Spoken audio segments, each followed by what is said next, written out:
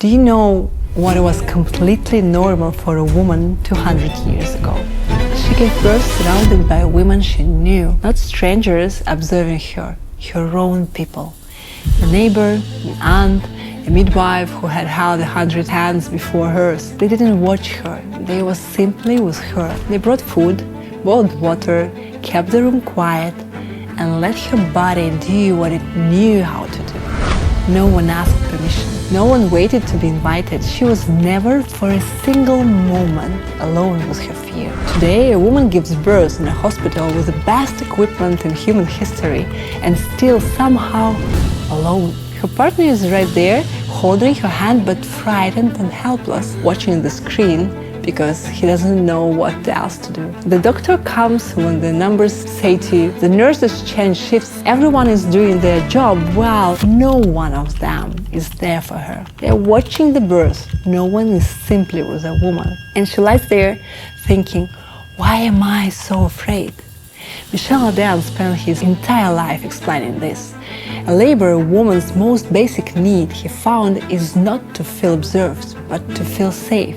Birth needs privacy and one trusted, calm presence beside her. Take that away and the body fills with adrenaline instead of oxytocin. The fear isn't a flaw, it's a body that knows it was meant to be held by someone and find no one there. This is not a medical problem, this is the problem of a village that no longer exists. My name is Natallia Miranchuk and I am Doula, coach and a female navigator. For 20 years I held women's hands in the hardest and the most important moments of their lives. 3,500 newborns passed through my hands. I founded 2 NGOs in the field of maternity care. I am a mom of 2 boys, both home births. And 5 years ago, I began building Soula because I understood a doula is not only for birth. She is needed by every woman, every day. Today, I want to tell you why. If this is the first time you are here, this is a channel about women's real life. Not advice, not motivation, just honest conversations about what it actually feels like to be a woman today. If that's something you want more of, hit subscribe and leave a like on this video.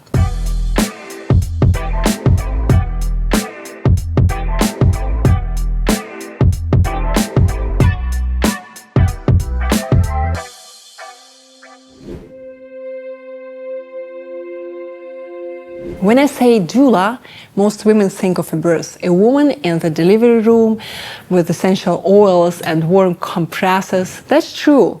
And at the same time, it's roughly 100 of what a doula actually is. The word doula is Greek, literally a woman who serves. No one who manages, no one who knows better, one who serves your process, your body, your decision, serves a woman. A doula doesn't deliver the baby. That is the work of a midwife and the doctor. A doula does something else. She is present. Not with a protocol, not with an opinion. She holds the space. Holding the space is not a poetic metaphor. It's a concrete action. You don't say everything will be fine because you don't know. You don't say you're doing so well because she doesn't need evaluation right now. You say, I am here. I see you. I feel you. I'm not going to go away. You are not alone. This is what a doula does. Judgment-free, no matter what, she's there by your side as much as you need. With all acceptance, as a big mama I call her, that can stand anything. And now the central question of this video, when exactly does a woman need this? When she signs the divorce papers and the lawyer leaves the room and she's still sitting there not knowing whether to stand up or not, or when she's 47, the children have grown and left and she wakes up on a Sunday morning not knowing who she is now, or when she moves to another country or loses the life she has built before, or when a career she gave 10 years to suddenly falls apart, or when she is 16 and has her first heartbreak and the pain is so big that the whole world seems unable to understand how much it hurts. Birth is 3 days. Life is 60, 70, 80 years of transitions, crises and moments when someone needs to be nearby, someone who simply holds the space. According to the World Health Organization's postpartum depression affects 1 in 5 women worldwide. 1 in 5. Researchers show that women who had continuous emotional support during birth, a doula or a close person were on average 25% less likely to have a cesarean section and 31% less likely to need pain relief, not because a doula is a doctor, but because support changes physiology. A nervous system that feels safe gives birth differently from one that stays in panic. Latest neuroscience confirms this down to the hormonal level. When a woman in a stress moment holds the hand of someone she trusts, her cortisol, the primary stress hormone, measurably drops.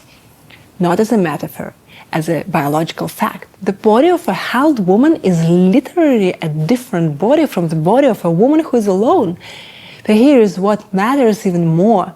Support works far beyond birth.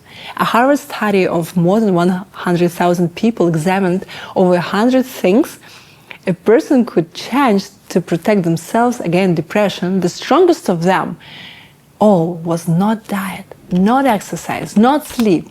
It was having one person to confide with. One. Research shows that chronic social isolation raises the risk of early death by 30%, comparable to smoking 15 cigarettes a day. The body of a person who feels constantly unseen is quite literally under physical attack. It reaches the heart. People without close social support are 29% more likely to develop heart disease and 32% more likely to have a stroke. These are not soft things. They are repeated across hundreds of thousands of lives. And it reaches a whole life. The longest study of human happiness ever conducted, 85 years at Harvard, following the same people from youth to old age, asked one question: what makes us healthy and happy? Not money, not success, not fame, the quality of our close relationship. People most satisfied in their relationship at 50 were the healthiest at 80.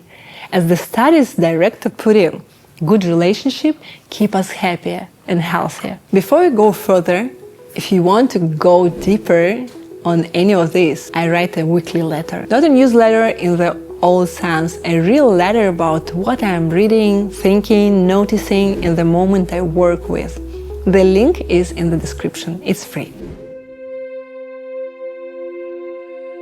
I didn't become a doula because I decided to. I became a doula because one night I understood that everything I was going and doing as a newborn photographer was actually doula work. I would arrive at the family 5-6 days after the birth, and I would see the mother hadn't slept in 3 days. The father didn't know how to support her. The grandmother was given advice that made you want to cry, trying to show she's better and she knows better how to do that. Totally switching off the feeling of a fresh mother, that she's the one who knows better for her child and has the strongest connection with. And in the middle of it, a woman who has just done the impossible, and there was no one to say to her, I see how hard this is right now. This is normal. You are not broken. These are at least 3 things you are managing amazing as a mom. Look, you already have everything inside of you to be the best mom for this child. I started saying that right during the shoots, and I saw something that was lighting up in them. Not just tears, something deeper, a woman recognition herself. One woman seen by another woman, heard the things they most needed. You already have everything inside of you to be the best mother for this child. And she straightened, she became braver, calmer, more certain. Something switched on the mother in her side. Because a birth of a baby is a birth of a mother, and every one of those women needed a witness from someone who has been there before and the process of being born as a mom. Then I trained, then I practiced, then I built non-for-profits, and then there was one night that changed everything. I gave birth to my second child alone in Miami. My doula and midwife arrived 30 minutes later. For 30 minutes I was alone in the sense that my eldest son was in the next room when he was asleep, and I held the baby in my hands alone. But then when they arrived, The commotion settled and I understood I have been there alone and no one was waiting for the baby to arrive. It was frightening, not tragic, not empty. It was just exactly then when I understood what I had been building for 20 years was an attempt to fill not my own emptiness, but the emptiness that exists in every woman in birth, after divorce, after diagnosis, after losing a job, after children leave, in the moment when you don't know who you are right now. That emptiness is called absence of a village. For centuries, the doula carried one quiet philosophy: to serve another woman. Not to fix her, not to advise her, or to be entirely with her, so that she is never alone in what matters to her most. The world has narrowed that word down to birth, but the philosophy was never about birth. It was about a woman and the witness beside her. That is where we took and what we took into Soula as a philosophy and extended it across the whole life. Because a woman doesn't only need to be held once in the delivery room. She needs it again and again at every threshold no one prepares her for. Here are 5 of them. First is the pregnancy and the birth, where it all began and where it stays obvious support. Here changes the physiology of the process itself. A nervous system that feels safe gives birth differently from one in panic. This is the threshold the world already understands. The second one, postpartum period. The first 3 months are called the 4th trimester. The body recovers, the hormones rebuild, and the woman is no longer who she was and not yet who she is becoming. This is one of the most fragile passages of her life and one of the most invisible. She needs someone simply nearby. This is the experience she is going through the first time. The third is divorce and separation. Separation is not only legal or emotional, it's an identity crisis. A woman loses not only a partner, she loses the version of herself that lives inside that relationship. What matters most here is a presence that holds space without advice and judgment. The fourth is illness, her own or loved ones. When a doctor says we need to discuss the results, a woman often walks into that room alone to spare her family because she used to manage it on her own. It is one of the loneliest moments I know.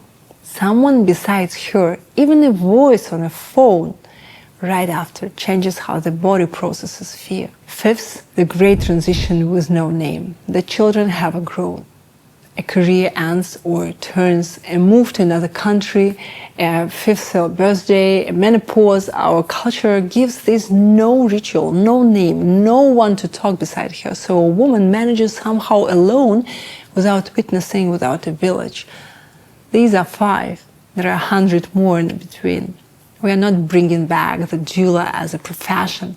We are bringing back what the doula always knew, that a woman should be served with a soul through her whole life, not just the day she gives birth. This is Soula. So tell me, when else have you most needed someone simply beside you? Write it in the comments. Let's name the moments our culture forgot, especially those at 3 a.m. in the morning. You don't need a certificate to carry this philosophy. To be a Soula for someone else is not a profession. It's a way of being beside another woman. And most of us were simply never taught how. I hear it all the time. I want to support my friend, but I don't know how. Either I say the wrong thing or I say stay silent and she thinks I don't care. Here are 3 things that work. Not from a book from 20 years of holding space. The first, drop the question, is everything okay? It's the most common question and the most useless one in crisis because there is no honest answer to it. A woman either says fine and closes or feels like she has to explain everything and that's too heavy to carry out loud. Replace it with something concrete. Did you eat today? Did you sleep last night? Can I just come over and sit with you? We don't need even to talk.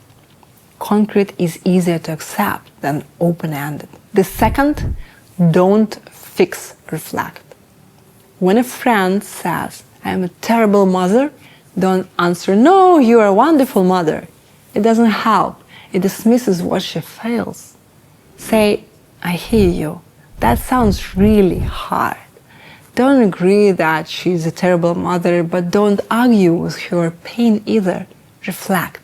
That's the Soula and Doula's approach. It's an instinct, and it's like a heart that works. I can hear you. I'm here with you. The third, be physically present when you can. The body knows the difference between a voice on the phone and a person in the room. Sometimes the most important thing is simply to come. Not with food, not with advice, just to be there. 5 minutes of silence beside someone who is struggled is worth more than an hour of conversation over the phone. Fourth, don't say, let me know if you need anything. Name the things. Let me know if you need anything sounds kind, but it quietly hands the work back to her. Now she has to figure out what she needs, find the word, ask, which in crisis is exactly what she can't do. So don't offer the menu, bring the dish. I'm dropping off dinner Thursday, leaving it at your door. I'm taking the kids Saturday. In the morning or in the evening, you sleep.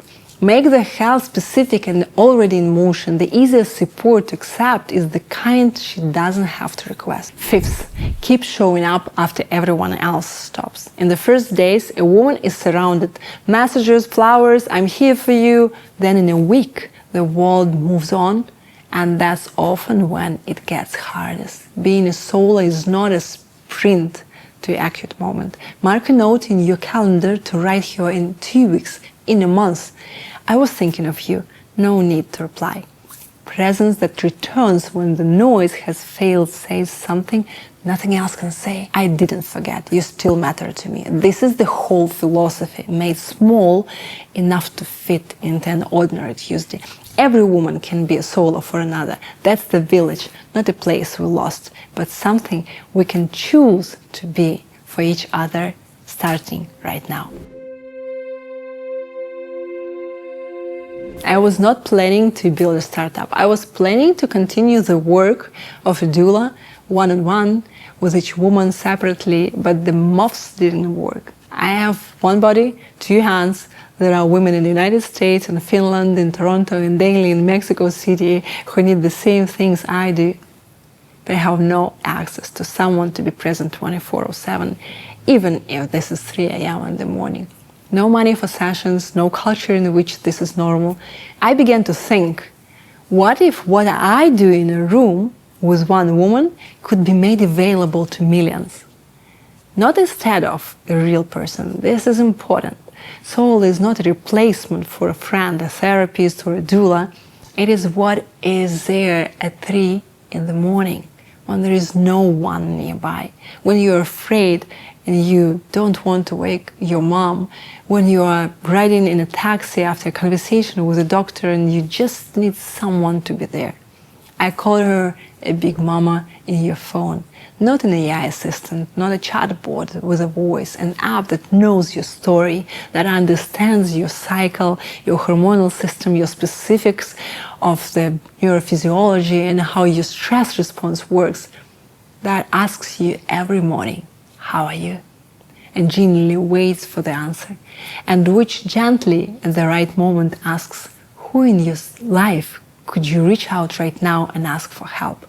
Who could you ask for help right now? To whom you can say the things you would say even to your best friend, without fear of being judged. Soul exists because that night, with a newborn baby in my hands, something has changed. It belonged to everyone else that night, just at different settings. And until the village comes back, until women again simply show up for each other without waiting to be asked, Soula holds the space. That night, and the next night, and the next one. If you want to try it, download Soula app. The link is in the description. It's free to start. You'll know from the first conversation whether it's for you. Since we sat by the fire and cooked soup together, we knew one thing. A woman who is supported changes everything around her. A woman who is seen sees others. A woman who is heard knows how to hear. A woman who is served by another woman knows how to serve. This is what a village is. Not a place, not a time. It's a decision to be present for another and to allow another to be present for you. Perhaps right now there is a woman in your life who really needs someone to simply come. Without advice, without fixing, just to be there. You know who that is. If this conversation stayed with you, subscribe to this channel. Every week we talk about the things women live through and what woman's life actually is made of. And if you want to stay connected between episodes, find me on Instagram and LinkedIn. Both links are in the description. I'd love to see you there.